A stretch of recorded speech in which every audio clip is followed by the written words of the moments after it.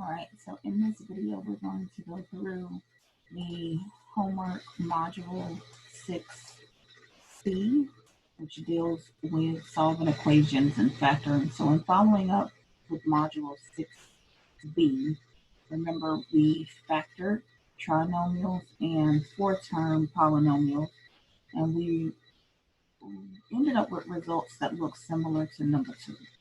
So if we have factors x minus 3 and x minus 2 equals 0, how do we then take that a step further and solve to get solutions? What you do is you set each of these factors equal to 0. You're going to create two equations after you set those factors equal to 0, and then you'll solve them. So x minus 3, the first factor, equals 0. We solve this equation. Getting x by itself, we add 3 to both sides of the equation. And that leaves us with x equals 3. Next, we take our second factor, x minus 2, and set it equal to 0. We solve, add 2 to both sides. And this solution will be x equals 2. So the answer to this question, what is the values of x? It'll be 3, 2. Use a comma to separate the two answers.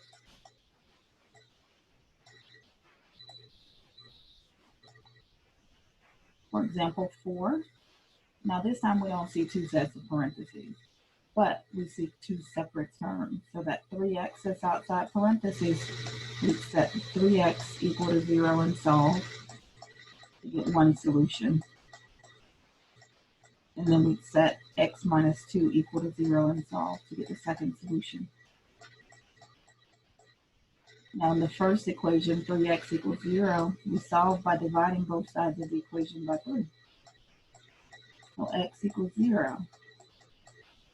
Or in our second equation, we're going to add 2 to both sides of the equation. X equals 2. Our two solutions for number 4 will be 0 or 2. For number 6, we have 8x minus 9 and 6x plus 5 equals 0. We'll set both of these terms equal to 0 and solve the equation. So the first equation would be 8x minus 9 equals 0. And the second equation would be 6x plus 5 equals 0.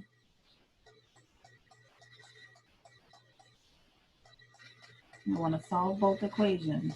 Their goal is to get x by itself, but remember you always want to start with the term that's not attached to the letter. So you're going to add 9 to both sides of the equation and then divide by 8.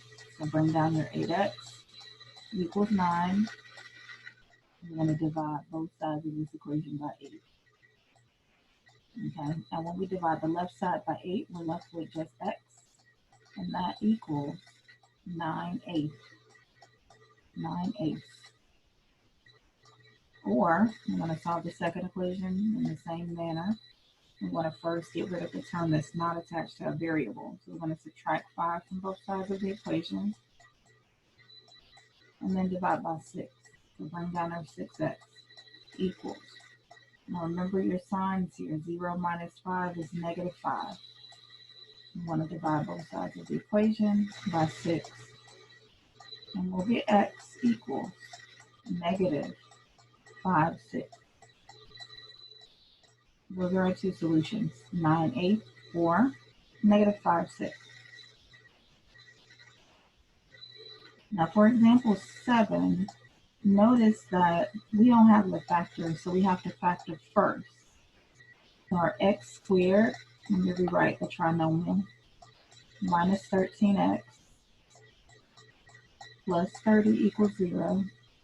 We need to factor the left side of this equation first.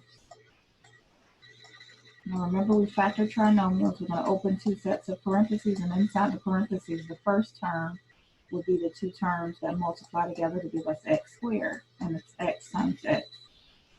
Now we need to find two factors, two numbers that multiply together to give us 30, But when we add them, we get negative 13.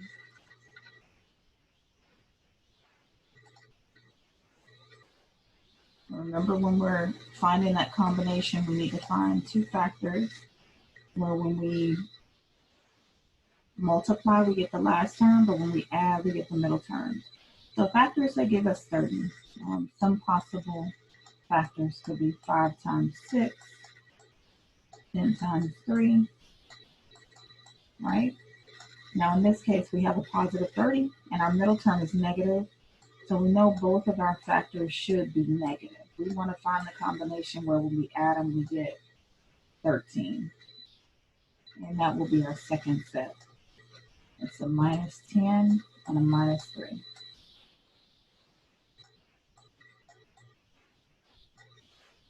Now that we have our factors, we can proceed with the step that we already completed in our previous example. We'll set each of these factors equal to 0. And bring down our equal sign. We'll set each of these factors equal to 0 and solve. So x minus 10 equals 0. One equation. And x minus 3 equals 0. Will be the next one.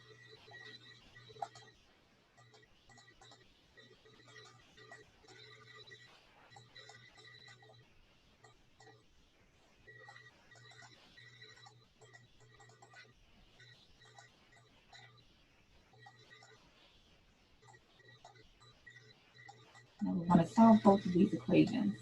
So x minus 10 equals 0. We will add 10 to both sides of the equation. And for the first solution, we'll have x to be 10.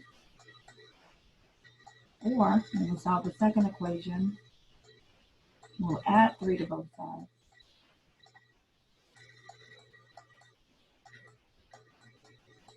X could be equal to 3. So those are our two solutions, 10 or 3. So 10, 3. Now number 9, we're solving this equation, so we have x squared equals 49. If you think about how we apply squaring terms, when we square a term, we multiply that term times itself. So really what you're asking yourself here is, what do you multiply, what number do you multiply by itself and get 49? And we know that to be 7. 7 times 7 is what multiplies together to give us 49. So the answer to this question is 7. Now in your calculators, you'll have a square root button. Now taking the square root of a number is the opposite. Let me put double arrows here. That's the opposite of squaring a number. Remember, we solve equations by using the opposite operation. So whenever you have a squared term that you're solving for, in this case we have x squared equals 49, we would take the opposite of squaring x, and that's to take the square root of both the left and right sides of the equation. X squared, when we take the square root of that term, it's just going to be the root number, x. And the square root of 49, if you punch that in, you'll get 7. Now, not only could we get positive 7 when we're solving these equations, but what if my 7 were negative? If I square negative 7, raise negative 7 to the second power, guess what? You'll also get 49. So your possible answers are not just 7, it could also be a negative 7. Oftentimes we write this as plus or minus 7 to show it could be a positive 7 or a negative 7. Now for number 11, if your equation is not equal to 0, so 0 is not by itself on the right side of your equation, then you need to move that term to the left. And then you want to simplify a little bit further by factoring, and then we're going to set each of those factors equal to 0. So we'll rewrite this equation, x squared, we're going to move that negative 4x to the middle, and minus 12. Now why do we move the negative 4x to the middle? because we write our equation in standard form and it should be in decreasing order. So highest power should go first, second to highest power, and the term without a variable should be last. Now we want to factor, so we're going to open parentheses. All of this will be equal to 0. In our last step, we solve the equation. So our first term in both sets of parentheses will be factors of x squared, x and x. And then our last term are going to be two numbers that multiply to give us negative 12, but when we add them, we get negative 4. So 12 has a couple of sets of factors. We can have 12 times 1, 1 times 12. We can have 3 and 4. We can have 6 and 2. All right. Now we want to find the combination where when we add them, we get negative 4. Notice our last term is negative. Therefore, one of these digits needs to be negative. It could be negative 12 times positive 1, or it could be positive 12 times negative 1. We need to find the combination that gives us a negative 4. Okay, so adding 1 positive, 1 negative. We're combining. And really that will be our 6 and 2. If I take 2 away from 6, that will give me 4. But I want to be left with a negative 4. Therefore, my larger number needs to be negative. And negative 6 plus 4, that does give us negative 4. So we should have a minus in front of the 6, and we should have a plus in front of our 4, or a plus in front of our 2 to show a positive 2. After you get your factors, you just set each of those factors equal to 0 and solve the equation. So x minus 6 equals 0, and x plus 2 equals 0. Solve both equations. Our first equation, we're going to add 6 to both sides of the equation, and we'll get x equals 6, or for the second, we're going to subtract 2 from both sides of the equation. X equals negative 2.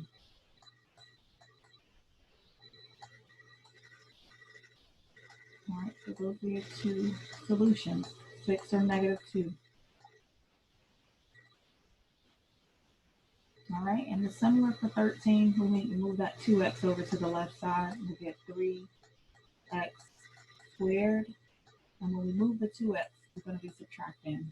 So it should be the opposite side. So minus 2x equals 0. Now this is not a trinomial, so we wouldn't factor like we did for number 11.